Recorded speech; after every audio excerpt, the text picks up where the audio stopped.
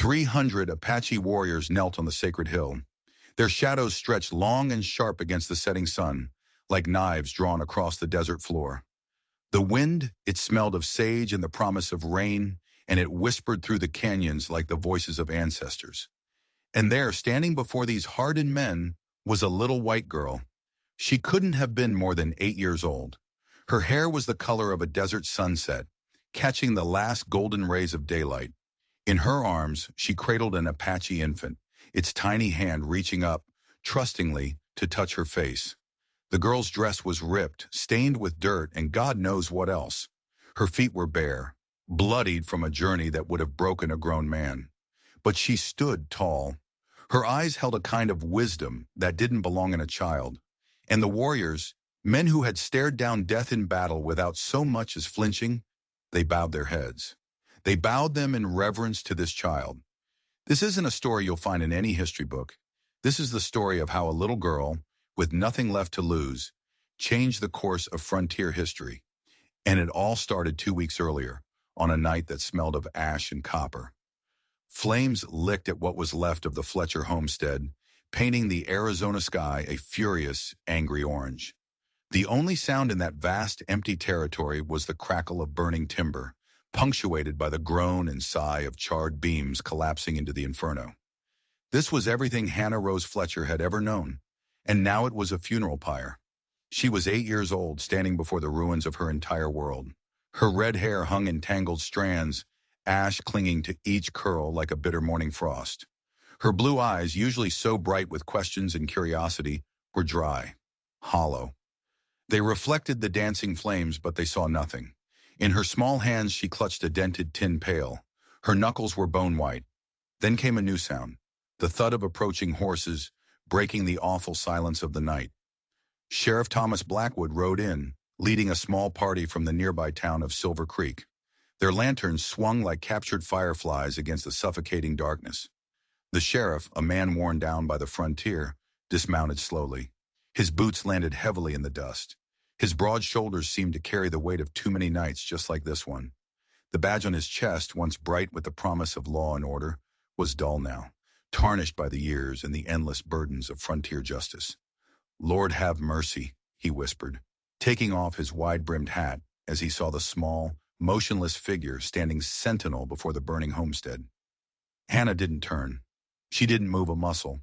It was as if any movement, any breath, might shatter her into a million pieces. Sheriff Blackwood crouched down in front of her, keeping a careful, respectful distance.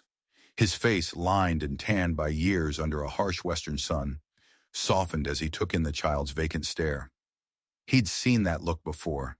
He'd seen it on the faces of soldiers after a bloody battle, on the survivors of massacres. He'd seen it on the lost and the damned, and it chilled him to the bone to see it on a child. "Is anyone else alive, little one?" he asked, his voice gentle, trying not to break the fragile silence that surrounded her. Hannah's gaze remained fixed on the flames. Her silence wasn't a choice. It was an inability to form words around the horror she had seen. Instead, she just clutched that tin pail tighter, the metal groaning under her small fingers. Blackwood sighed, a heavy, resigned sound. He stood up, turning to his deputies. "Search what's left," he said, his voice catching on the last words. "When it's cooled, look for remains." He knew what they would find. He always knew. As his men dispersed to their grim task, Blackwood was left alone with the silent child. And that's when he noticed it. Blood. Dried blood on her nightgown. But she didn't seem to be injured. It wasn't her blood. It was a parent's blood, maybe. A final, desperate act of shielding their child from the violence that consumed them. A story written in a language he knew all too well. "You're coming with me now," he said softly, "to where it's safe." Safe was a lie in this country, but what else could he offer a child who had just lost everything? When he reached for her hand, Hannah didn't resist. She simply followed him to his horse, that tin pail still locked in her grip, her bare feet leaving small, lonely prints in the dust. The only evidence she had stood watch over her family's final, violent moments. Silver Creek was a town built on false fronts and whispered judgments.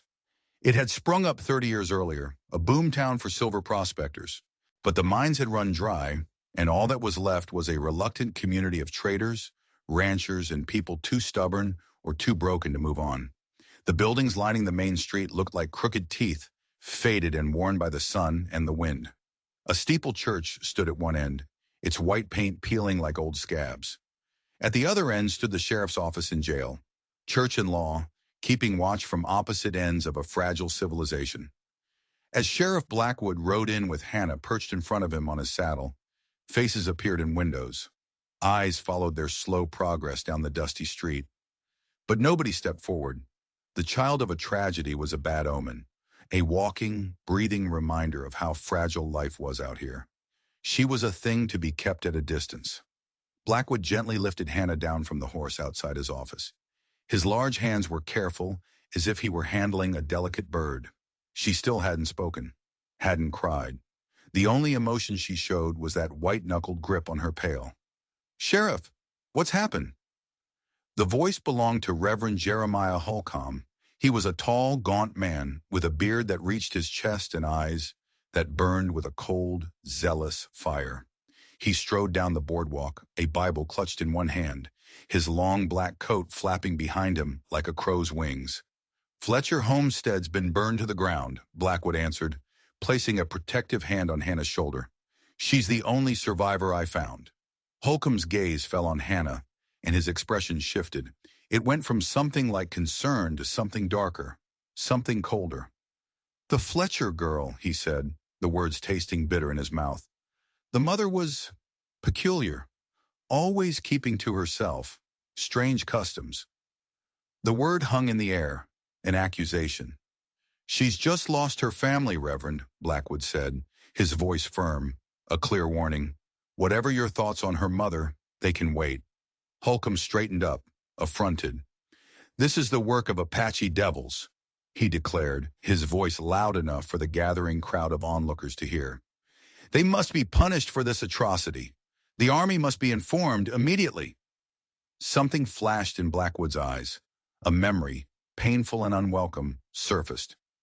"We don't know that," he said, his voice tight with a tension that had nothing to do with the fire.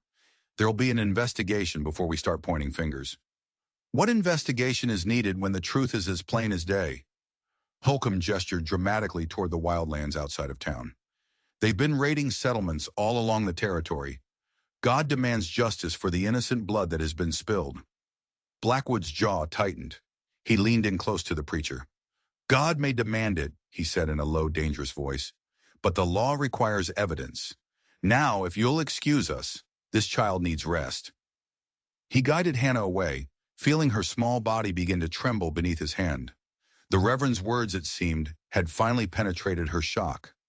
Something was stirring inside her. Fear, maybe. Or maybe it was something else entirely. A deeper knowledge she couldn't yet put into words. That night, Hannah was curled on a small cot in a room next to the jail cells. In the main office, Sheriff Blackwood sat at his desk, a glass of whiskey untouched in front of him. His mind wasn't in Silver Creek. It was far away, in a place he had spent years trying to forget. An Apache camp, 1868. The memory came on him like a fever, as vivid as if it were happening right now. He was a young captain in the Union Army. His uniform was spattered with blood that wasn't his own.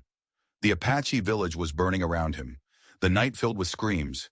His men were carrying out orders that would haunt him until his dying day. What had the colonel called it? Necessary pacification? Blackwood had another name for it. Massacre. He remembered holding a small Apache child in his arms, a little girl no more than 3 years old. Her eyes were wide with terror. Her mother's body lay cooling in the dust nearby. "Every day I still see their faces," he whispered to the empty office. "Every night I still hear their cries." He had saved that one child. He'd smuggled her away from the camp, defying direct orders. He'd delivered her to a missionary family heading east, people who promised to raise her, to care for her regardless of her heritage. Had she survived? Had she found any kind of peace in this world? He would never know. It was his one act of defiance, his single desperate attempt at redemption, and it was lost to the vast, uncaring frontier. A small sound pulled him from his reverie. Hannah was standing in the doorway of the back room. That dented tin pail was still clutched in her hands. "Can't sleep?" Blackwood asked gently. Hannah didn't answer, but her eyes were different now. They were no longer vacant. They were alert, watchful. They moved around the room, taking in every detail, assessing, calculating. They were the eyes of a survivor. "You're safe here," he assured her, knowing even as he said it that safety was a fragile thing in a world where homes could become funeral pyres overnight. Hannah crossed to the window, looking out at the darkened street. Her reflection stared back at her, a ghost child, transparent against the night. She placed her pail on the windowsill, and when she thought Blackwood wasn't looking, she carefully opened it. From his desk, Blackwood watched her. He saw her remove something from inside, a silver comb, ornate and beautiful, catching the lamplight. It was unlike anything he'd ever seen crafted by local silversmiths. And there was something else, a folded piece of paper. Hannah ran her fingers over the comb, a look of reverence on her face. Then she unfolded the paper, her lips moving silently, reading words she already knew by heart. After a moment, she carefully returned both items to the pail, securing the lid. When she turned back, she found Blackwood watching her. Their eyes met across the room, hers guarded, his curious. A silent understanding passed between them, an acknowledgement that they both carried secrets, secrets too heavy to share. "Try to rest," he said finally. "Tomorrow. Tomorrow we'll figure out what's next." Hannah returned to her cot without a word, but Blackwood knew she wouldn't sleep, and neither would he. They were both keeping vigil, she for the family she had lost, and he for the ghost that never ever left him. Morning came to Silver Creek in shades of amber and dust. Blackwood had spent the night knocking on doors that were reluctantly opened, asking for favors that were grudgingly considered. Finding a place for an orphan child should not have been this difficult.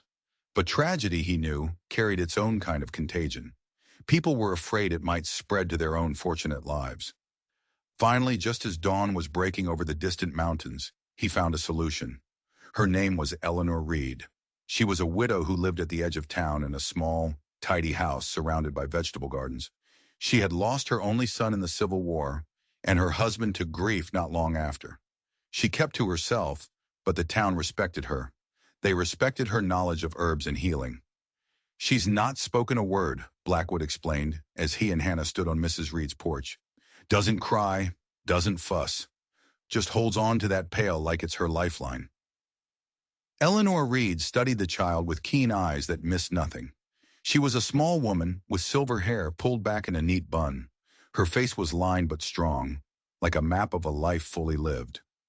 "The Fletcher girl," she said. It wasn't a question. It was a recognition. "Sarah Fletcher's daughter." Blackwood nodded. "You knew her mother?" "Everyone knows everyone in Silver Creek, Sheriff," she replied. "It's what they choose to see that differs." She knelt before Hannah, not touching her, but meeting her at eye level. Her voice was gentle but firm. "You've had a hard journey, child, and it's not over yet, but you can rest here for a while." For the first time since Blackwood had found her, Hannah's expression changed. Something in Mrs. Reed's words, or maybe just her manner, reached through the thick wall of shock. Hannah tilted her head slightly, a silent sign of consideration. "I'll check in on her daily," Blackwood said, "and I'll keep investigating what happened at the homestead." "You do that, Sheriff," Mrs. Reed replied, and there was a hint of steel beneath her gentle tone. "Find who did this. Some will be quick to blame the Apache, but Sarah Fletcher had no quarrel with them." She paused, then added her words heavy with meaning. "Quite the opposite, in fact." Blackwood's brow furrowed. What did she mean by that? But before he could ask, Mrs. Reed had ushered Hannah inside, closing the door firmly behind them, leaving the sheriff alone with a new, unsettling question. Eleanor Reed's home smelled of dried herbs and baking bread, bundles of sage, rosemary, and plants. Hannah couldn't name hung from the ceiling beams, filling the air with an earthy, comforting fragrance. A fire crackled in the hearth, even though the day was warm, and a pot of something savory was simmering over the flames. "You must be hungry," Mrs. Reed said, guiding Hannah to a small wooden table by the window. "Children need to eat, especially after a shock." She placed a bowl of thick stew in front of Hannah, along with a slice of bread. Hannah stared at the food. Her stomach twisted with a hunger she hadn't even acknowledged until now. With her free hand, the other still gripping the pail, she broke off a piece of bread and dipped it into the stew. Mrs. Reed watched as Hannah ate slowly, methodically. She ate like someone who understood that survival required nourishment, whether you had an appetite or not. My son William used to sit right where you're sitting, Mrs. Reed said conversationally, as if Hannah had asked. Always hungry after working the fields with his father. He died at Gettysburg, fighting for the Union. His father followed him to the grave 2 winters later. She sighed, and the sound was like wind through autumn leaves. Grief does that sometimes. It follows you home, and it stays until there's nothing left. Hannah looked up from her bowl. Her blue eyes studied the older woman with a new kind of interest. You don't have to talk, Mrs. Reed continued. Words aren't always necessary. But you do need to feel, child. Whatever's locked up inside you, the fear, the anger, the sorrow, it needs to come out eventually, like poison from a wound. She moved to a rocking chair near the fire, picking up a piece of mending. When you're ready to sleep, there's a small room through that door. It was William's. The bed's made up fresh. Hannah finished her stew in silence. It was the first real meal she'd had since before the fire. When she was done, she carried her bowl to the wash basin, rinsing it carefully before setting it aside to dry. It was a routine from her old life, performed automatically. Mrs. Reed nodded in approval, but said nothing. She understood that normalcy, even in small, forgotten gestures, was a form of healing. As the afternoon faded into evening, Hannah sat on the porch steps, watching the sky change colors. Mrs. Reed had given her a small task, shelling peas into a bowl. The work gave her hands a purpose while her mind wandered. The rhythmic work was soothing, allowing her thoughts to drift without focusing on the horror she had witnessed. The tin pail sat beside her, never out of reach.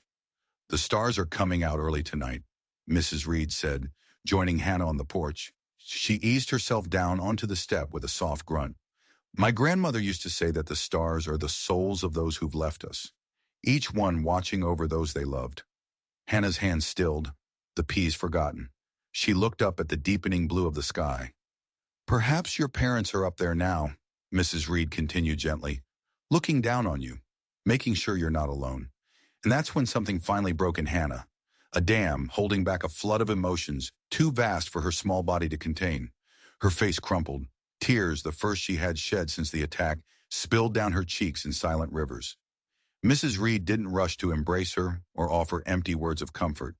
She simply sat beside Hannah as the girl finally allowed herself to grieve, her thin shoulders shaking with the force of her silent sobs. When Hannah finally leaned against her, seeking comfort, Mrs. Reed put a steady arm around the child's trembling form. That's it, she murmured. Let it come. Let it all come out. They sat there together as darkness fell completely, the stars emerging one by one like watchful eyes. And as Hannah's tears eventually subsided, leaving her exhausted but somehow lighter, Mrs. Reed whispered something that made Hannah freeze. I know your secret, little one, she said. That comb. I've seen one like it before, many years ago. It belonged to an Apache woman. Hannah stared at her, her eyes wide with surprise and a new flicker of fear. Mrs. Reed just smiled gently. Don't worry, your secrets are safe with me. We all have histories we keep hidden, child, some more than others. The days passed in a quiet rhythm of simple tasks. Hannah began to speak more, but only to Mrs. Reed, and only in the privacy of the small house. She learned about the herbs in the garden, which ones could heal, which could flavor, which could bring a peaceful sleep to a troubled mind. She was a quick study. In town, the talk about the Fletcher massacre continued. Reverend Holcomb preached fiery sermons about the Apache menace, and his congregation grew as fear spread through Silver Creek like a fever. Sheriff Blackwood kept his investigation quiet, but his troubled expression spoke volumes whenever he visited. He had found evidence at the homestead that didn't add up. Boot prints where there should have been moccasins. Bullet holes from Army-issue rifles, not Apache arrows. Some folks are too quick to point fingers, he told Mrs. Reed one afternoon as they watched Hannah in the garden. Makes me wonder what they're hoping no one will notice. This territory has never lacked for men willing to spill blood for profit. Mrs. Reed replied cryptically. The question is, what did the Fletchers have that someone wanted badly enough to kill for? Blackwood's gaze lingered on Hannah. Land, maybe. Their homestead sits on the best water source for miles. Or perhaps, he lowered his voice, it was something else entirely. There are rumors about Sarah Fletcher, that she wasn't exactly who she claimed to be. Mrs. Reed's expression remained neutral. Aren't we all wearing masks of one kind or another, Sheriff? Especially out here, where the past can be buried with the turning of a spade. Her words hit Blackwood too close to his own buried truths. He tipped his hat and made his excuses, leaving earlier than planned. As he rode away, he caught sight of Hannah watching him from the garden, her blue eyes filled with an awareness that unsettled him. It was as if she could see right through him, to the guilt that festered beneath. It was on a bright morning that Hannah first met Samuel Burke. She had gone into town with Mrs. Reed to trade herbs for supplies. As they entered the general store, the whole place fell silent. She felt their eyes on her, curious, pitying, some even suspicious.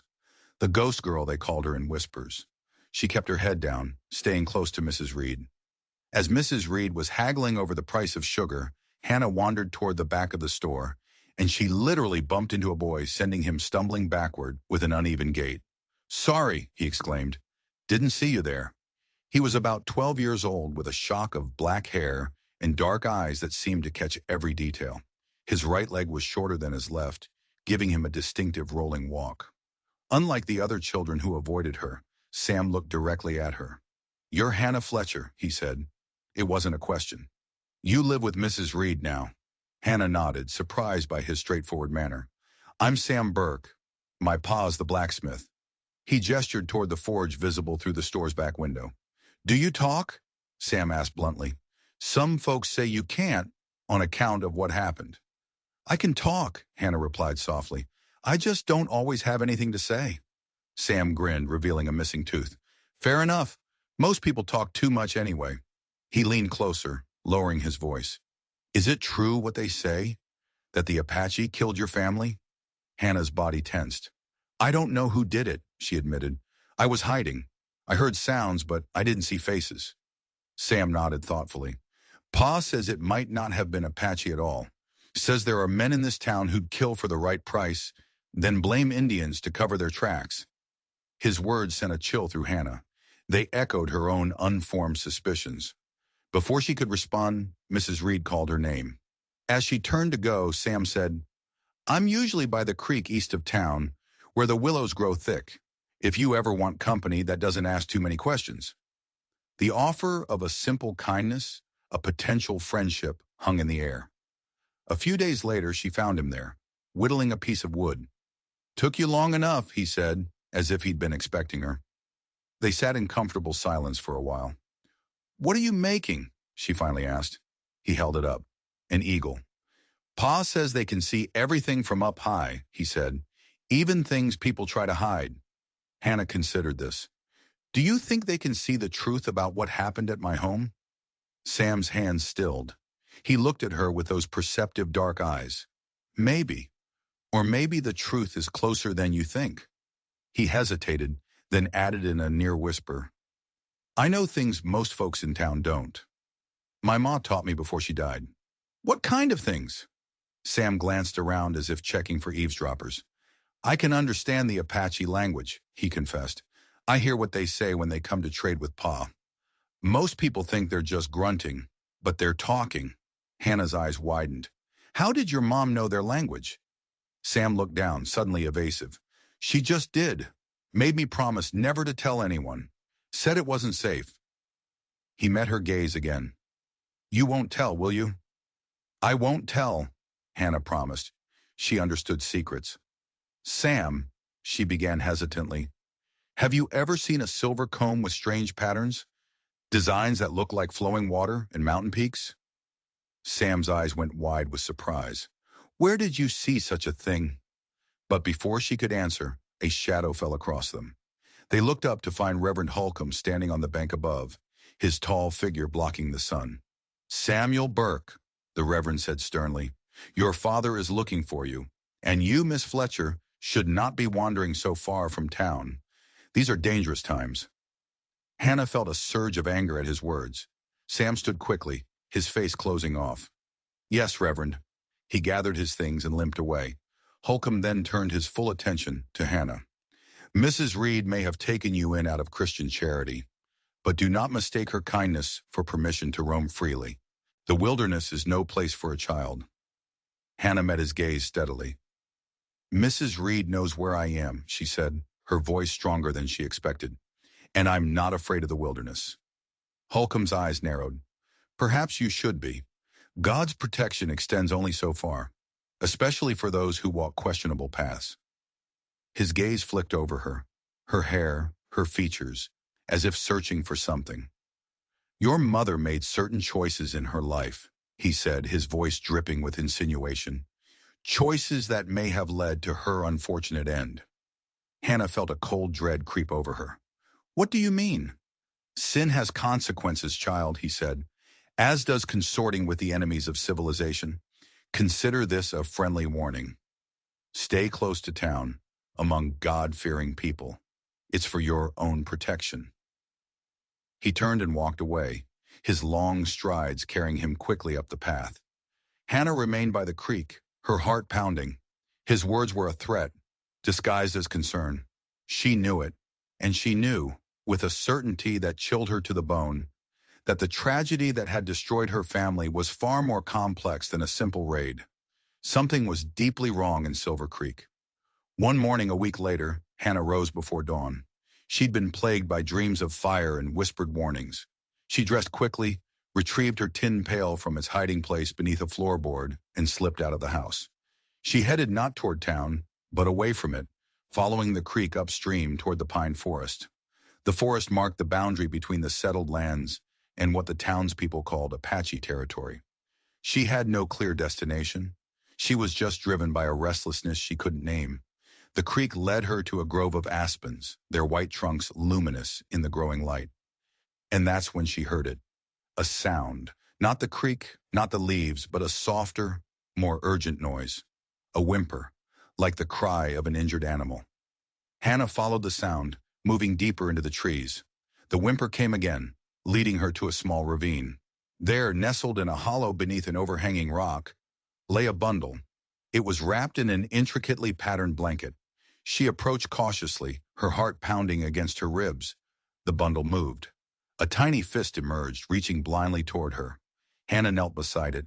She set down her pail and gently pulled back the blanket. And she gasped.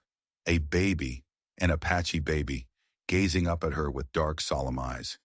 It couldn't be more than 6 months old. Its copper skin was smudged with dirt, and a small cut on its forehead was crusted with dried blood. The infant's face was pinched with hunger, its small body trembling. She should have been afraid. This was the child of the enemy, the people Reverend Holcomb claimed had murdered her family. But as she looked into those ancient eyes, she felt no fear. She felt a profound connection, something that defied all logic and reason. Without a second thought, she gathered the baby into her arms, cradling it against her chest. The child stared up at her. Its crying stopped, its gaze locked on her face as if memorizing her features. You poor thing, Hannah whispered. You're all alone, aren't you? Just like me. As she adjusted the blanket around the baby, something fell from its folds, a silver medallion attached to a leather cord. Hannah picked it up. She turned it over in her palm. The medallion was circular, etched with flowing patterns. Patterns that were identical to those on her mother's comb. A chill ran through her, not of fear, but of recognition. This was no coincidence. I'll call you Echo, she said softly, the name coming to her unbidden, because your cry was like an echo from my own heart.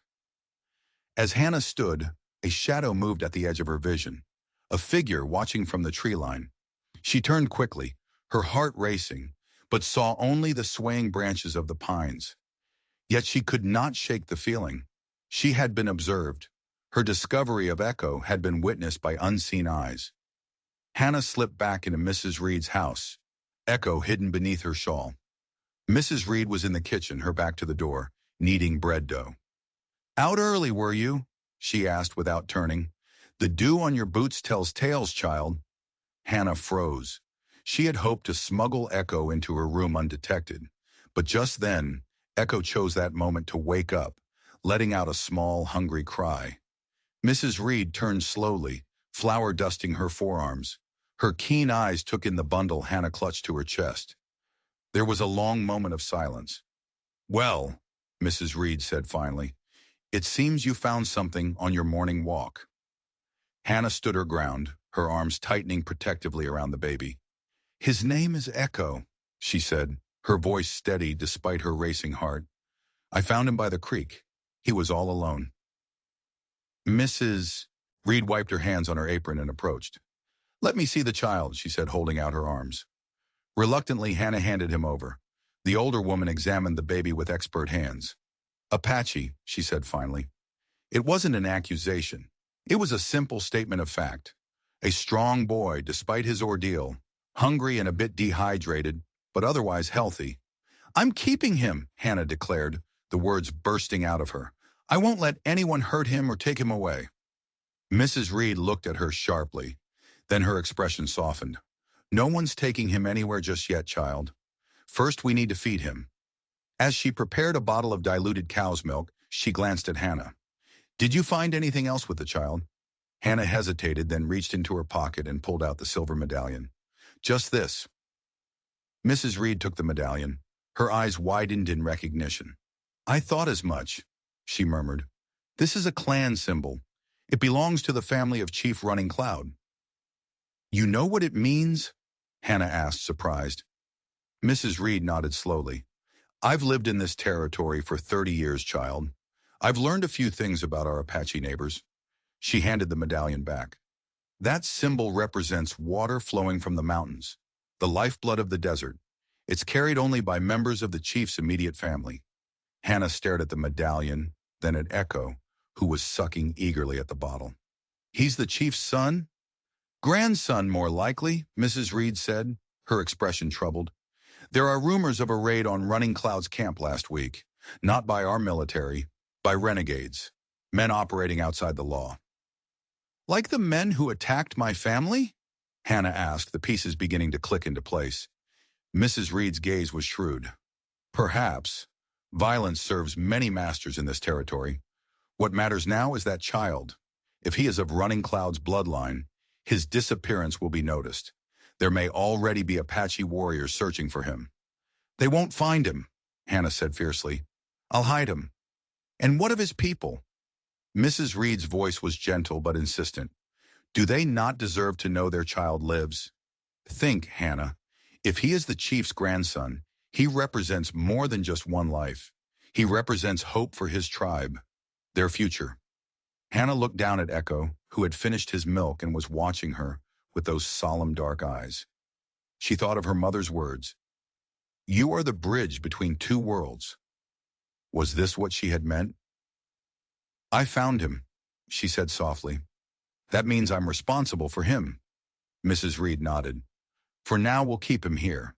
But this secret cannot be kept forever. Silver Creek has too many eyes, too many wagging tongues." Just as Hannah was about to show Mrs. Reed her mother's comb, there was a sharp, authoritative knock at the door. Mrs. Reed quickly handed Echo to Hannah, gesturing for her to go to the back room. "Not a sound," she whispered urgently. "I'll send them away."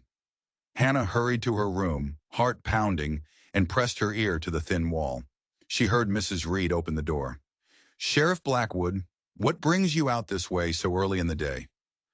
Hannah held her breath, clutching Echo tight. The sheriff was a good man, she thought. But would his duty force him to report an Apache baby? "Mrs. Reed," Blackwood's deep voice carried clearly through the house. "Is Hannah here? There's been a development in the investigation of her family's murder. Something she needs to know."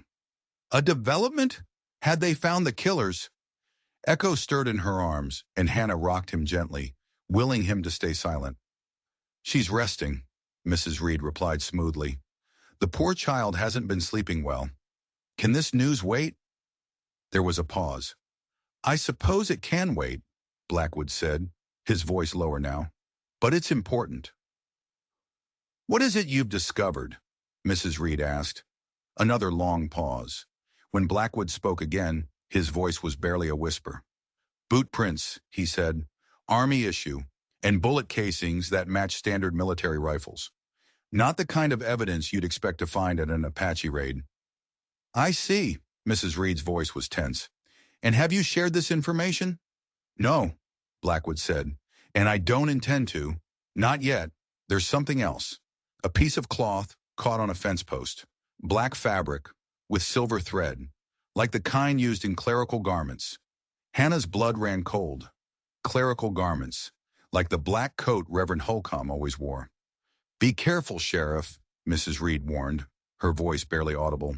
If what you're suggesting is true, you're dealing with a dangerous man. I know, Blackwood replied grimly. That's why I need to speak with Hannah.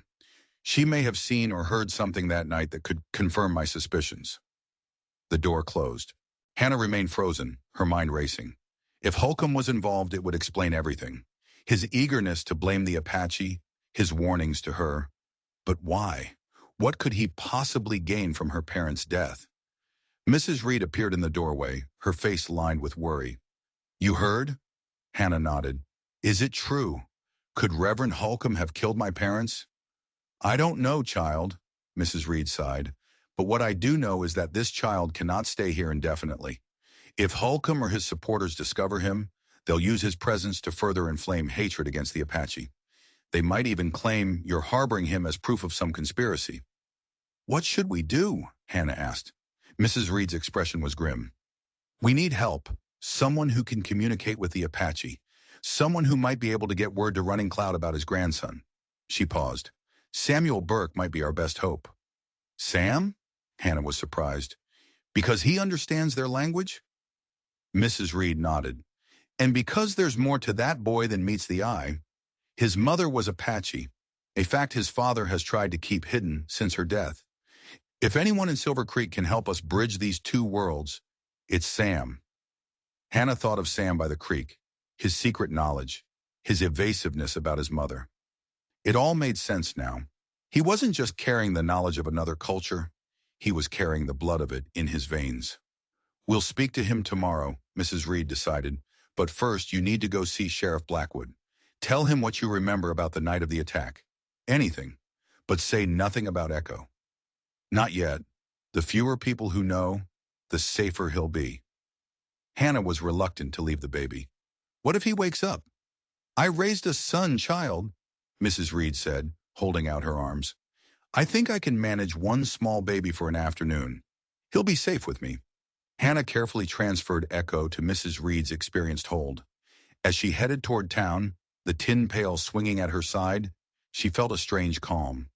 The mysteries surrounding her family's murder and Echo's abandonment were beginning to intersect, forming a pattern she couldn't yet fully see, but could feel taking shape. She was no longer just a victim. She had a purpose now. She was becoming what her mother had foreseen, a bridge. And the first piece of that bridge lay in the sheriff's office, waiting to be set in place. The sheriff's office was quiet. Blackwood sat at his desk, studying a map. He looked up as Hannah entered, his weathered face creasing into a smile that didn't quite reach his tired eyes. Hannah, he said, rising, I'm glad you came. Please sit. He gestured to a chair, watching as she perched on its edge, the tin pail balanced on her lap. Mrs. Reed said you found something, she said, her voice soft but steady. About my family. Blackwood leaned forward. I did. Evidence that doesn't point to an Apache attack. Boot prints, bullet casings from Army rifles. He paused, studying her reaction. And a piece of black cloth with silver thread, like from a preacher's coat. Hannah's fingers tightened on the handle of her pail, but her face remained a careful mask. You think Reverend Holcomb was there that night? I think it's a possibility I can't ignore, Blackwood said, his gaze direct. Hannah, I need you to tell me if you saw anything. Anything at all. Hannah looked down at her pail. The sheriff seemed sincere, but she had learned that adults often had their own agendas. I was asleep when it started, she began, her voice a whisper. Ma woke me. She said bad men were coming. She put me in the root cellar under the kitchen and made me promise not to make a sound, no matter what I heard. Blackwood nodded, encouraging her. I heard shouting, men's voices. They weren't speaking Apache. They spoke English. They were asking Pa about papers, a deed or a map. He kept saying he didn't have what they wanted. Her voice caught. Then there were gunshots. Ma screamed. Something heavy fell. Then there was fire. I could smell it. She couldn't finish. Blackwood's face had hardened. And you didn't see any of these men? Nothing that could identify them? Hannah hesitated. Then she reached for her pail, opening it carefully. Just this. She withdrew a small object wrapped in a handkerchief. Unfolding it, she revealed a silver cross. Small, but ornate. I found it on the ground when I finally came out of the cellar. It must have fallen from one of the men. Blackwood took the cross, turning it over in his palm. His eyes narrowed as he examined the engravings. There's a maker's mark here. From Santa Fe, and initials. He tilted the cross toward the light. J.H. His gaze snapped up to meet Hannah's. Jeremiah Holcomb. Hannah nodded. He always wears a silver cross. But the night of the attack, I noticed it was missing from his coat when he came to your office. Blackwood sat back, his expression deeply troubled. Why didn't you tell me this before? I was scared, Hannah admitted. Reverend Holcomb is respected in this town. I thought maybe I was wrong. Blackwood's jaw tightened. This is serious, Hannah. If Holcomb was involved in your family's murder, it means this goes much deeper than I thought. Why? Hannah asked. Why would he want my family dead? I don't know for certain, Blackwood said grimly, but your family's homestead sits on a crucial water source, and there have been rumors of silver deposits in that area. Greed wears many masks out here, even holy ones. He carefully rewrapped the cross and handed it back to her. Keep this safe. It's evidence. Now I build a case. Gather more evidence before I confront him. He's a powerful man. We need to be certain. Hannah rose to leave, then paused. Sheriff, do you know anything about the Apache chief called Running Cloud? Blackwood's expression shifted, a flicker of something. Guilt, recognition, crossing his features before he controlled it. I've heard the name. Why? Hannah chose her words carefully. Mrs. Reed mentioned there were rumors about his camp being attacked recently. There was an incident last week, Blackwood confirmed, his tone neutral. A group of men attacked a small Apache settlement, several killed, others taken prisoner. Was Running Cloud among the dead? Hannah asked, trying to keep her voice casual. Blackwood's eyes narrowed slightly. No, he wasn't at the camp, but there are reports that his young grandson was among those missing afterward. He leaned forward. Hannah, why are you asking about this? She met his gaze steadily. Just curious about the people everyone blames for my family's death. He studied her for a long moment, then nodded. Be careful with that curiosity, Hannah. Knowledge is power in this territory, but it can also be dangerous. As she left the sheriff's office, the weight of what she had learned settled over her. Reverend Holcomb, a murderer. An echo, almost certainly the missing grandson of Chief Running Cloud. The pieces were falling into place, forming a picture more complex and terrifying than she had ever imagined. As she hurried back toward Mrs. Reed's house, keeping to the side streets, Hannah felt the distinct sensation of being watched. She glanced over her shoulder but saw only the empty street. Still, the feeling persisted, raising the fine hairs on the back of her neck. The truth she carried was a dangerous burden. As she rounded the corner onto the road leading to Mrs. Reed's property, she nearly collided with Samuel Burke. Hannah, he exclaimed, relief in his voice. I was looking for you. Mrs. Reed sent me. She said it was urgent. Hannah's heart lurched. Is it Echo? Is he all right? The baby, he's fine, Sam said, glancing around nervously. But there's something else. Reverend Holcomb was just in town, asking questions about you. He went to the general store and asked if you'd bought anything unusual, like baby things. A cold fear washed over her. He knows. I don't think so, not yet, Sam said. But he's suspicious. Come on, we need to get back. Mrs. Reed thinks it's not safe for you and the baby to stay there anymore. Inside, they found Mrs. Reed at the kitchen table with a broad-shouldered man with powerful arms and a face darkened by years of working the forge. It was Sam's father, James Burke. Echo lay in his cradle near the hearth, sleeping peacefully. Samuel tells me you found an Apache child, Burke said without preamble, his voice a deep rumble, and that Reverend Holcomb may be looking for him.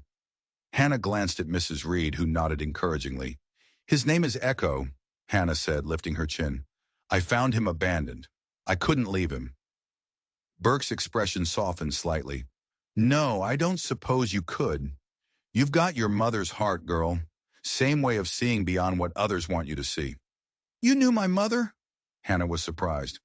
She came to my forge occasionally, Burke replied. She was different from the other settlers, respectful of the old ways, the native ways. Mrs. Reed poured coffee. James, tell Hannah what you told me about the medallion. Burke reached into his pocket and withdrew Echo's silver medallion. This is the mark of Running Cloud's family, specifically his daughter's line. The child you found is almost certainly his grandson, taken during the raid last week. Can you help us return him? Hannah asked, hope rising in her chest. Burke's expression grew guarded. It's not that simple. Relations are strained, especially with Holcomb blaming them for attacks they didn't commit. But you speak their language, Hannah pressed. Sam told me his mother taught him. She was Apache, wasn't she? A shadow passed over Burke's face. He shot his son a sharp look. Yes, he admitted after a moment. Morning Star was Apache, from Running Cloud's band. In fact, she was his niece. He touched the medallion gently. She wore one similar to this. Then Echo is related to Sam, Hannah realized. Distantly, yes, Burke nodded. Then you have to help us, Hannah insisted. She reached for her tin pail and withdrew her mother's silver comb, placing it beside the medallion on the table. This was my mother's. The patterns are the same. A heavy silence fell over the room. Burke lifted the comb, examining the intricate designs. Where did Sarah get this? He asked, his voice tight. I don't know, Hannah admitted. She always had it. She used to brush my hair with it at night, singing songs I didn't understand. Burke and Mrs. Reed exchanged a look. Songs in Apache? Burke asked quietly. Hannah nodded. Was my mother? No, Burke said quickly. Not by blood, but she lived among them for a time, as a young woman before she met your father. She was captured during a raid when she was 16. But instead of being killed, she was taken in by Running Cloud's sister, Wind Woman, who had just lost a daughter. Sarah lived with them for nearly 2 years. She learned their language, their customs.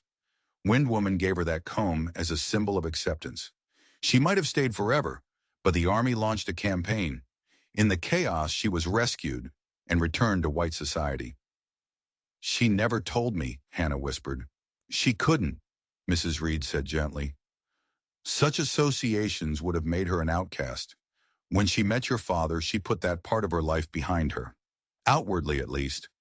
And now, Burke added, you found Echo, bearing the medallion of his family, the same family that once took in your mother. It's not a coincidence, Hannah. The old ones would say it's the working of forces beyond our understanding. Hannah thought of her mother's note. Remember, you are the bridge between two worlds. We need to get Echo back to Running Cloud, she said decisively, before Holcomb finds him. Burke nodded slowly. It won't be easy. The Apache are in hiding, and they'll be suspicious of any white person approaching. But not you, Hannah pointed out. You were married to one of them. It's been many years since Morning Star died, Burke said, a shadow crossing his face. My relationship with her people was complicated, but he looked at his son, seeing the shadow of Morning Star in the boy's dark eyes. Yes, I'll try, but not alone. He turned to Mrs. Reed. Eleanor, if the child falls ill, we'll need your skills. Mrs. Reed nodded without hesitation. When do we leave? Tonight, Burke decided, after dark. He looked at Hannah and Sam. You children will need to stay here. No, Hannah protested immediately. Echo knows me. He trusts me. And I know the language, Sam added, standing straighter. Better than Pa does now. You might need me. Burke opened his mouth to argue, but Mrs. Reed laid a hand on his arm. They're right, James. The children are part of this, whether we wish it or not. Burke sighed in resignation. Very well, but you'll follow my instructions without question. This journey will be dangerous. They would leave at midnight, and as they prepared, Hannah gazed down at the sleeping baby. She was taking him home. She was becoming the bridge. Midnight found them gathered behind Mrs. Reed's house. Burke had brought a small wagon with a canvas cover. Mrs. Reed had packed medicines and food. Hannah and Sam had their sacks, and Hannah had secured her tin pail. The half moon provided just enough light to see by. "Stay low and quiet until we're well out of town," Burke instructed as he took up the reins. The wagon creaked into motion, heading away from Silver Creek and toward the foothills where the Apache made their camps. Hannah's heart pounded with a mixture of fear and exhilaration. As they reached the outskirts of town, she spotted a lone figure watching from the shadows of the livery stable. Sheriff Blackwood. His face was unreadable in the moonlight. He made no move to stop them. He just touched the brim of his hat in a gesture that might have been an acknowledgement, or it might have been a warning. Once beyond the town limits, Burke urged the horses to a faster pace.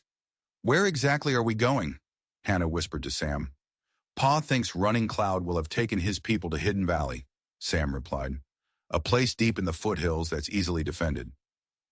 "How long will it take?" 2 days, maybe 3, depending on if we're followed." Sam glanced back toward the vanishing lights of Silver Creek. "Pa's worried about Holcomb. Says he's got men who do his bidding without asking questions." Hannah thought of the silver cross in her pail. "He killed my parents," she said softly. "I'm sure of it now, but I don't understand why." Sam was silent for a moment. "Land, maybe, or water rights, or," he hesitated, "maybe because of your mother's connection to the Apache. If Holcomb knew about that, he might have seen your family as traitors." The possibility sent a chill through Hannah. Had her mother's secret past been the reason for her family's destruction? The thought haunted her as the wagon rolled on through the night, carrying them deeper into the wilderness, where different kinds of dangers waited. Dawn found them camped in a small grove of cottonwoods. Burke had driven all night. Hannah was exhausted but too keyed up to rest. She took Echo to the stream, washing his face in the cool water. The baby was awake and alert, his solemn, dark eyes watching her. "You're going home," she told him softly. "They must miss you terribly." Echo broke into a smile that caught Hannah's heart. The thought of parting from him brought an unexpected ache to her chest. "I'll miss you," she admitted. "He belongs with those who love him," said a voice behind her. It was Mrs. Reed. "And love knows no boundaries of blood or race." "Do you think his family will accept me?" Hannah asked. "After everything?" "The heart recognizes its own across all divides," Mrs. Reed said simply. "Your mother found acceptance among them once. I believe you will too." Burke had coffee brewing over the fire. "We should move on soon," he said, his expression grave. "I don't like being exposed in daylight." Just then Sam, who had been keeping watch from a high point among the rocks, scrambled down. "Riders," he reported, 3 of them, coming from the direction of town. Burke was on his feet instantly, dousing the fire. "Pack up," he ordered. "We need to be moving before they spot our camp." Within minutes they were ready. "If we're separated," Burke said quietly to Hannah, "continue northwest toward the tallest peak you can see. Hidden Valley lies in its shadow. Ask for Running Cloud and show them the comb and medallion." "We won't be separated," she said with more confidence than she felt. They set off at a brisk pace, following a narrow trail that wound deeper into the foothills. By midday, the sun was merciless. Echo grew fussy in the heat.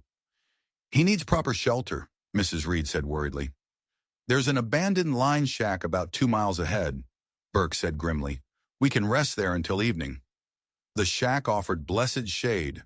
Burke concealed the wagon while the others carried supplies inside. Sam kept watch at the window. "No riders yet," he reported. "Maybe we lost them." "Maybe," Burke agreed, though he didn't sound convinced. As he stepped outside to take first watch, Hannah noticed a shadow of pain cross Mrs. Reed's face. The older woman sank onto a wooden stool, one hand pressed to her side. "Are you all right?" Hannah asked. Mrs. Reed attempted a smile. "Just tired, child." But Hannah wasn't fooled. "You're hurt," she said. Mrs. Reed sighed, abandoning the pretense. "A touch of pleurisy, I think. The dust, the exertion. It's aggravated an old condition." She directed Hannah to her bag of remedies, instructing her to prepare a tea from dried herbs. But Hannah couldn't help but worry. They were far from help, in harsh country, with at least another day's journey ahead.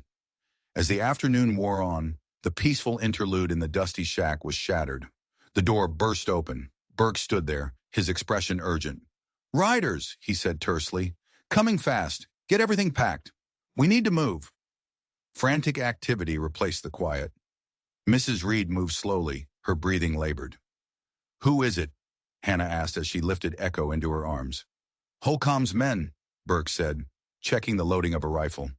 "Can't tell for certain from this distance, but they're following our trail, and they're armed." He glanced at Mrs. Reed, noting her pallor. "Eleanor, can you travel?" Mrs. Reed straightened her spine with visible effort. "I can and I will. This child must reach his people." They loaded the wagon quickly and set off, taking a steep trail that wound upward into the rocky mesas. The horses strained against the incline. From the back of the wagon, Hannah could see down into the valley. The riders were clearly visible now, 3 men on horseback.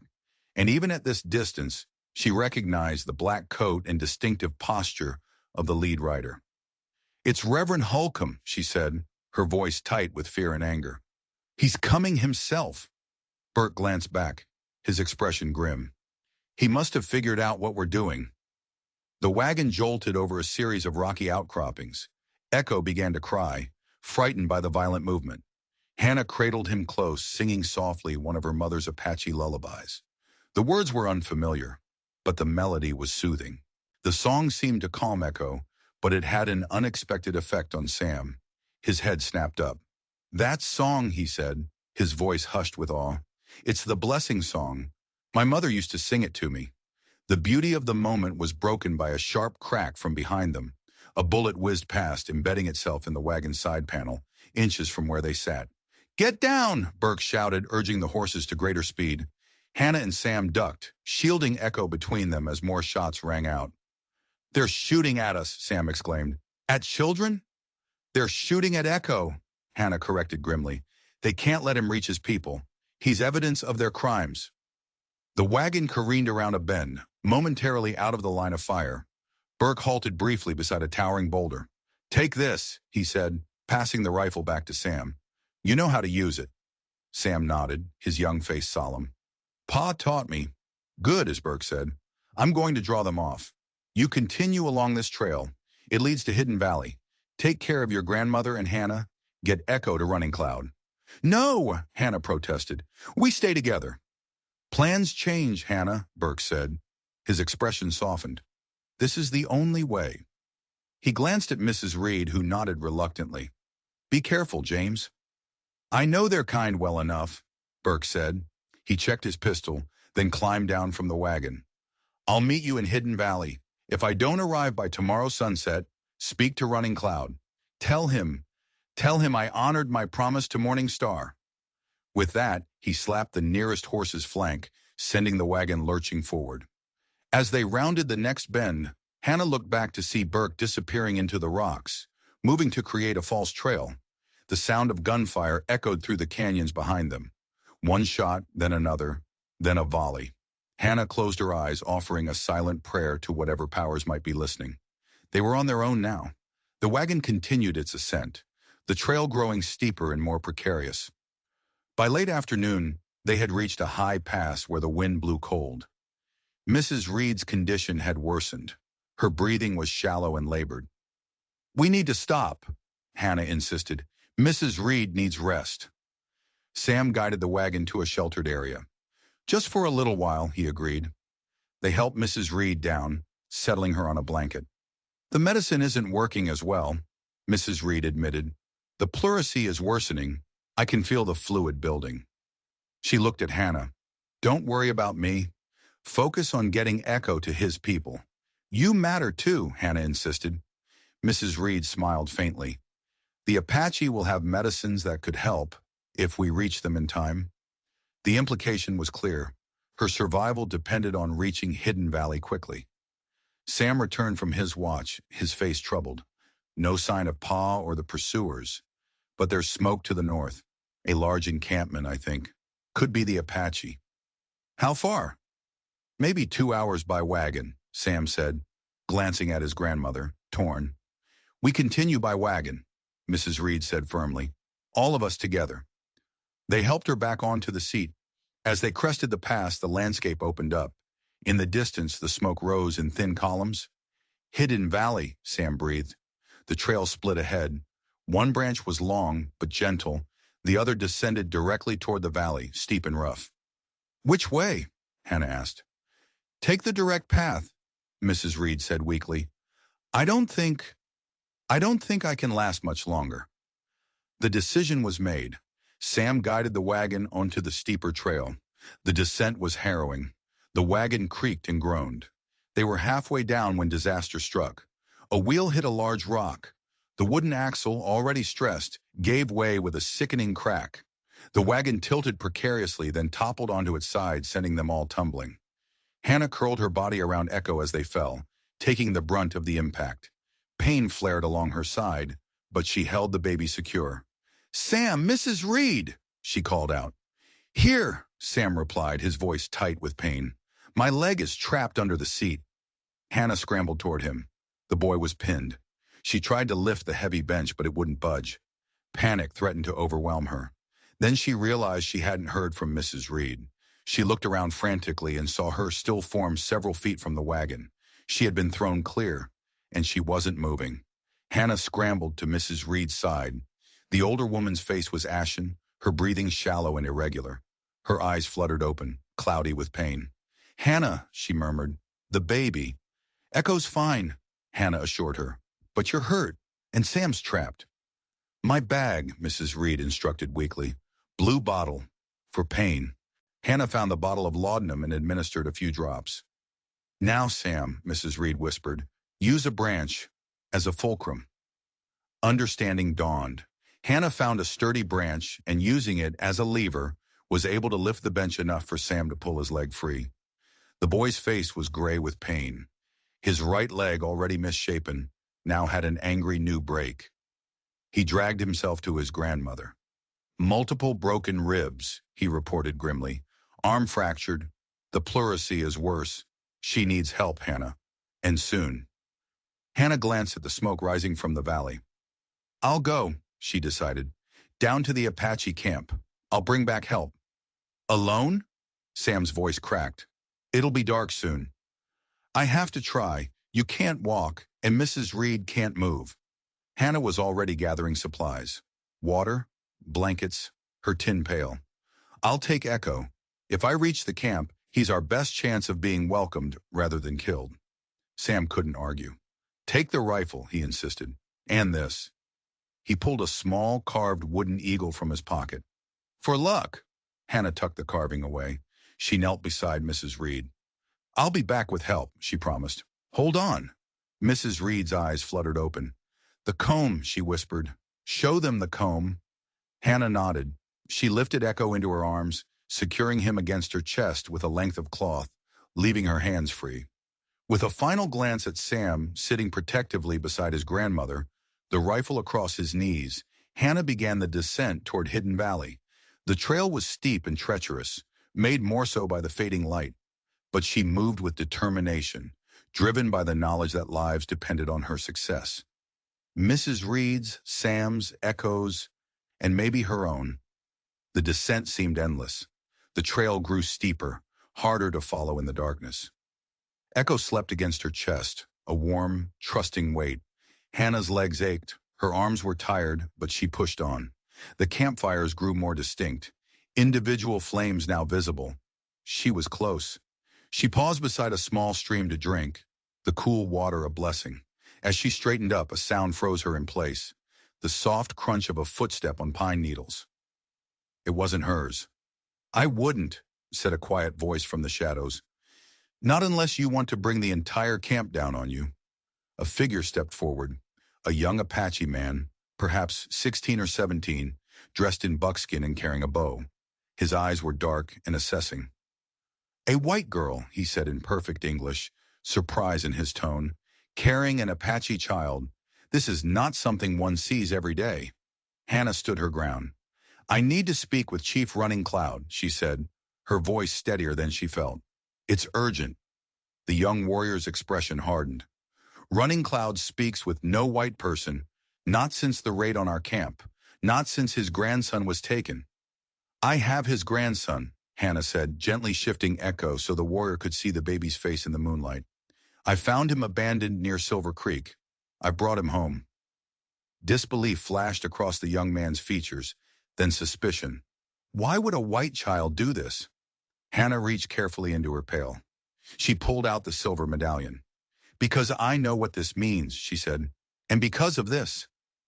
She pulled out her mother's silver comb, holding it beside the medallion so the matching patterns were clearly visible. The warrior's eyes widened in recognition. His posture shifted from hostility to wary interest. Where did you get that comb? It was my mother's, Sarah Fletcher. She lived among your people many years ago with a woman named Wind Woman. The warrior studied her face, then nodded once. I will take you to Running Cloud, but know this. If you speak falsely, if this is some trick, your life is forfeit. It's no trick, Hannah assured him. But there's more. My friends are injured up on the trail where our wagon broke. An old woman and a boy, the grandson of Morning Star, who was married to the blacksmith from Silver Creek. They need help. The young man's expression registered surprise at the mention of Morning Star. He whistled softly. Within moments, two more warriors materialized from the shadows. He spoke rapidly in Apache. One warrior nodded and disappeared back into the darkness. I am Swift Fox, the young warrior told her, son of Running Cloud's brother. The child you carry would be my cousin, if he is truly Little Thunder.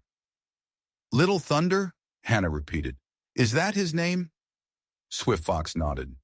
Come. Running Cloud has mourned his grandson for many days. If you truly bring him home, you will be welcomed. If not, he left the threat unspoken. The forest opened into a clearing filled with teepees. All activity ceased as Hannah entered with Swift Fox. Every eye turned toward the white girl carrying an Apache baby. A murmur ran through the crowd. Swift Fox led her toward the largest teepee. Outside sat an older man, his face deeply lined with age and grief. Running Cloud. He looked up, his dark eyes narrowing with fierce intensity. Swift Fox spoke rapidly in Apache. Running Cloud rose slowly. You bring a child of our people? He asked in English. My grandson. Hannah stepped forward. I believe so.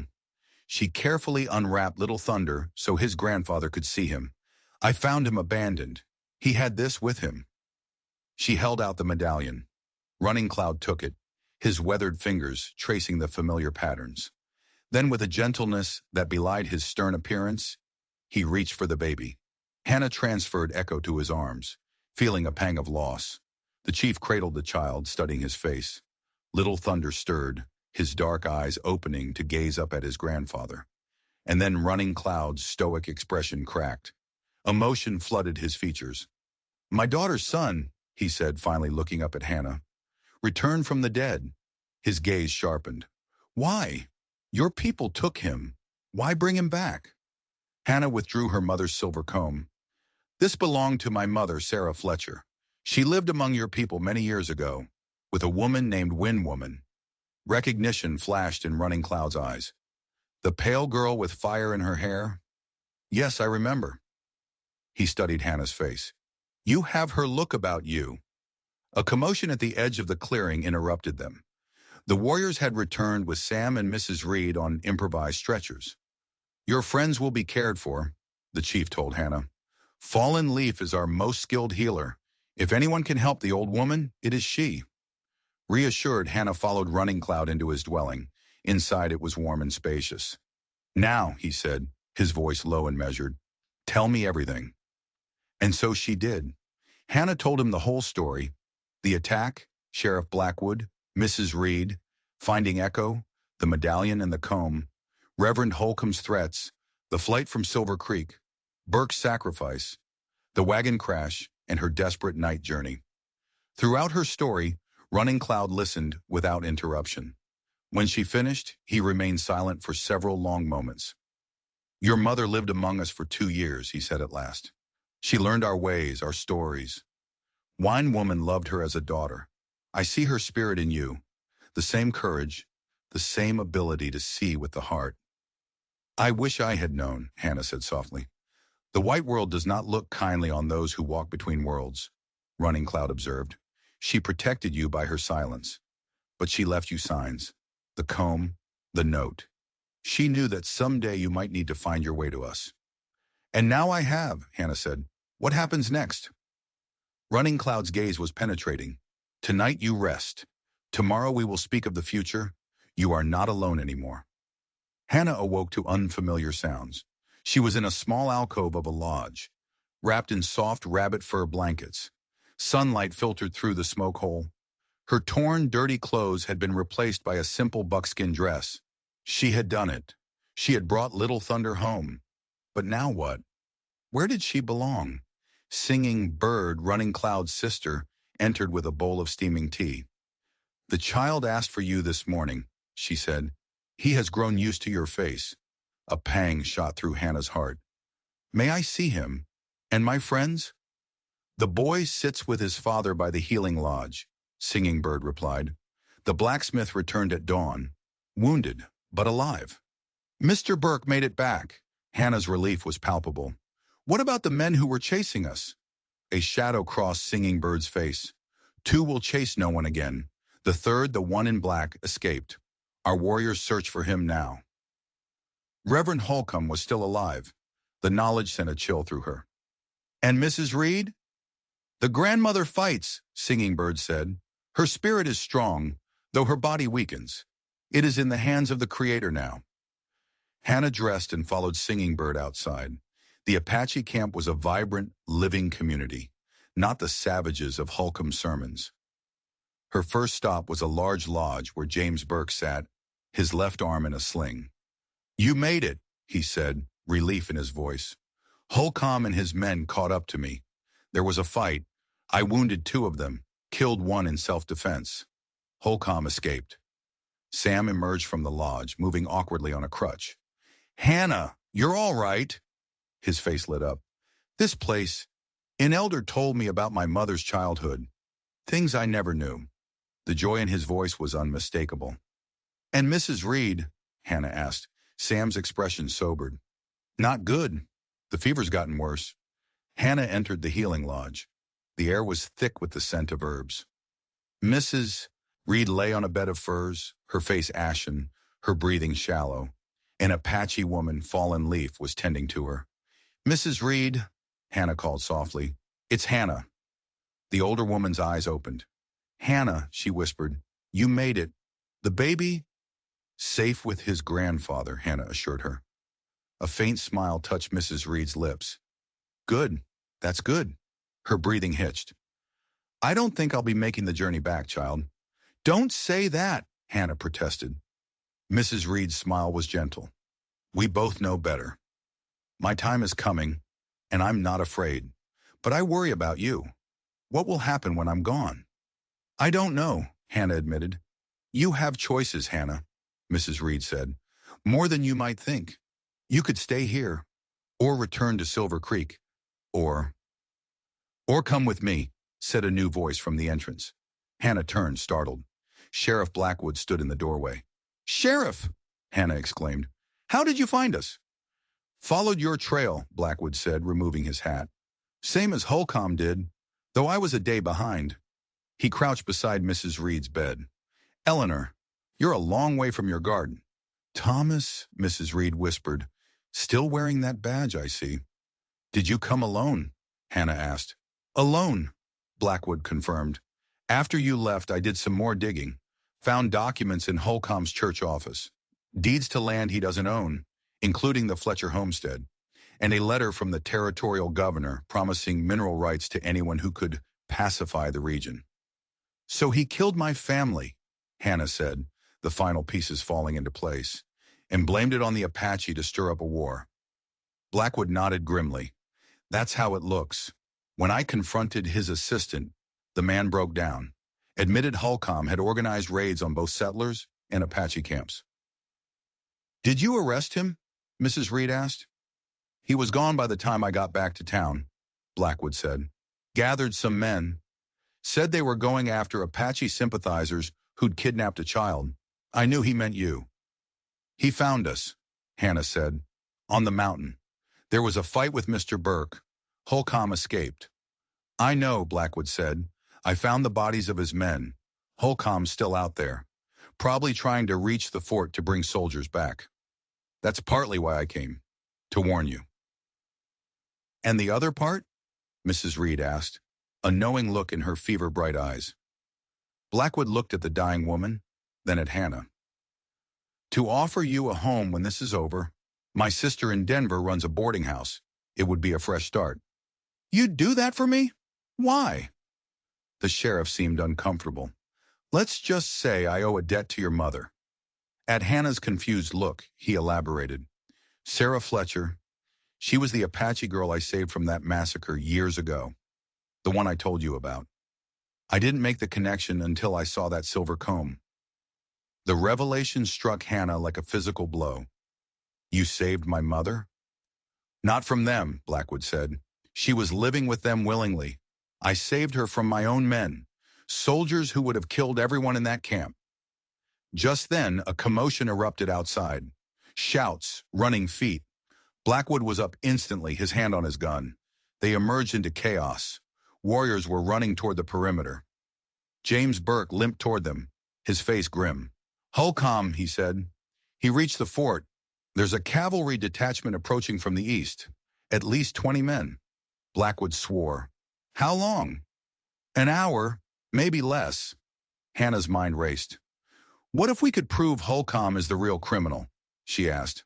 It's our word against his, Burke said. They might listen to this, Hannah said, pulling the silver cross from her pail. Holcomb lost this the night my family was killed. It has his initials. It's evidence, Blackwood said. But will it be enough to make a cavalry officer pause? We have to try, Hannah insisted. The child is right, said a new voice. Running Cloud approached. Too much blood has been spilled. My people prepare for war or flight. But perhaps there is another way. One that honors your mother's vision of you as a bridge. You want me to speak to the soldiers? Hannah asked. Not alone, Running Cloud said. With those who stand with you.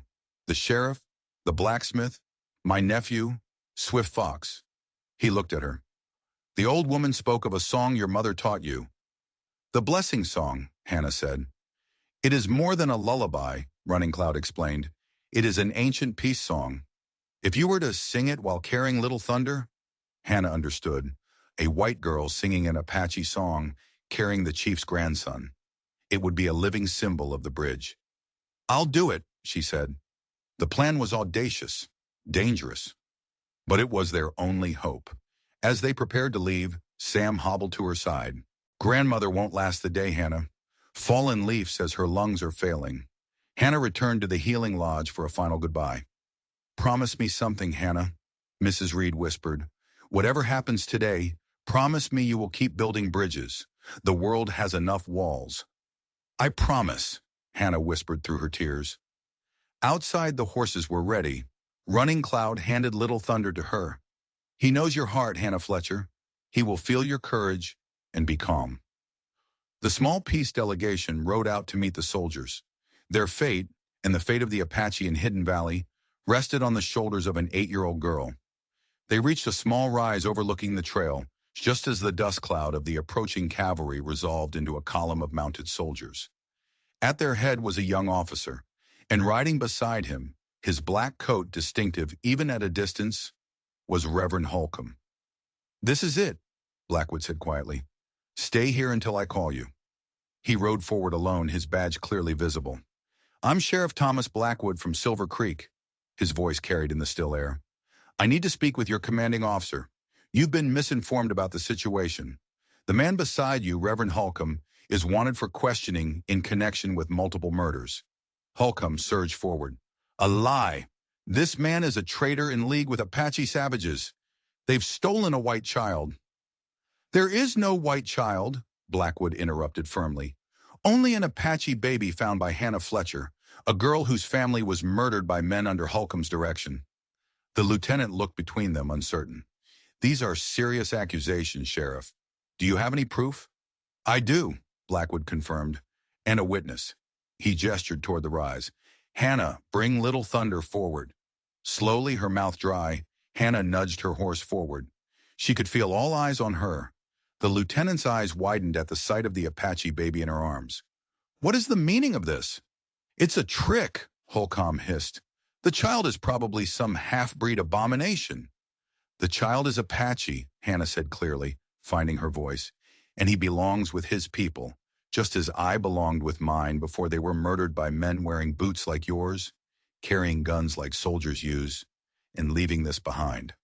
She pulled the silver cross from her pocket, holding it up so it caught the sunlight. Your cross, Reverend, the one with your initials. You lost it the night you killed my parents. Holcomb's face drained of color. Blasphemy! The girl is mad with grief. Just then, Hannah sensed the moment slipping away. The lieutenant's indecision was hardening back into military resolve. Without a conscious thought, she began to sing. Softly at first, then with growing strength, the blessing song Sam had taught her. The ancient Apache words flowed from her lips. A profound silence fell over the tense standoff. The soldiers were transfixed by the impossible sound of an Apache prayer coming from a white girl's throat. When she finished the first verse, Sam's voice joined hers from the rise. Then Swift Fox added his deeper voice. The three children, white, mixed blood, and Apache, created a harmony that rose above the conflict. The effect was powerful, disarming. When the song ended, the lieutenant held up his hand. Miss Fletcher, he said, his voice softer, you truly believe this reverend killed your family? I know he did, Hannah replied steadily. I was hiding in our root cellar. I heard him demanding papers from my father. Lies and superstition, Holcomb spat, his composure finally cracking. The girl's mother was no better than a squaw, living in sin with these animals. The Fletcher family got what they deserved for betraying their race. Their faith, the outburst, the implicit admission, shocked everyone. The lieutenant stared at him. Reverend Holcomb, are you admitting involvement in the Fletcher massacre? Realizing his mistake, Holcomb reached for the pistol concealed beneath his coat. The Apache must be driven out, he shouted. The silver in these hills belongs to those who can claim it. Before he could draw his weapon, Blackwood's gun was in his hand, aimed steadily at him. Don't, he warned. It's over, Jeremiah. Slowly, Holcomb lowered his arm, his shoulders slumping in defeat. The lieutenant gestured to two of his men. Disarm him and secure him. He turned to Blackwood. This changes the nature of our mission considerably. Peace had been won.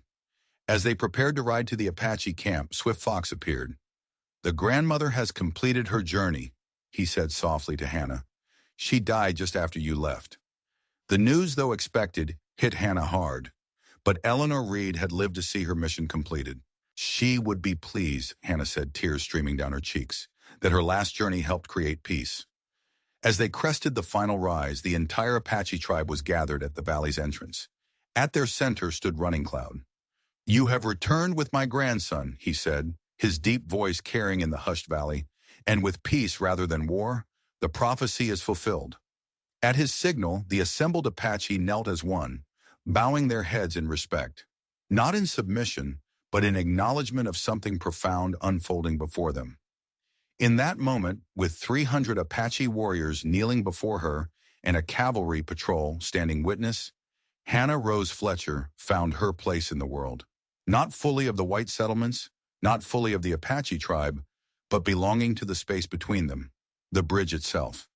4 months later, Hannah sat on the porch of a small cabin that stood at the boundary between settler lands and Apache territory. Reverend Holcomb was in a territorial prison. Sheriff Blackwood had returned to his duties, his heart lighter. James and Sam Burke had rebuilt their lives, openly embracing their heritage. And Hannah had chosen this place, this physical manifestation of the bridge she continued to build. Children came to her for lessons, Apache and settler alike, learning about each other's worlds. Little Thunder, or Echo, as she still called him, was a regular visitor carried by his grandfather. The bond between them remained unbroken. The sound of approaching horses drew her from her thoughts. It was Swift Fox and Singing Bird, bringing Echo for a visit. Hannah smiled, descending the steps to greet them. Echo, nearly 10 months old now, reached for her eagerly. As she took him into her arms, feeling the steady beat of his heart against her own, she felt a sense of rightness wash over her. This was not the family she had been born to, but it was hers, cobbled together from tragedy and hope. "Welcome," she said in both English and Apache. Echo patted her cheek, his dark, ancient eyes meeting hers with perfect understanding. No words were needed. Behind them, the golden aspen leaves danced in the wind, witnesses to a story that would be told for generations.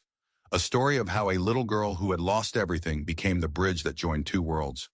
If you were moved by Hannah's incredible story, don't forget to hit that subscribe button and ring the notification bell.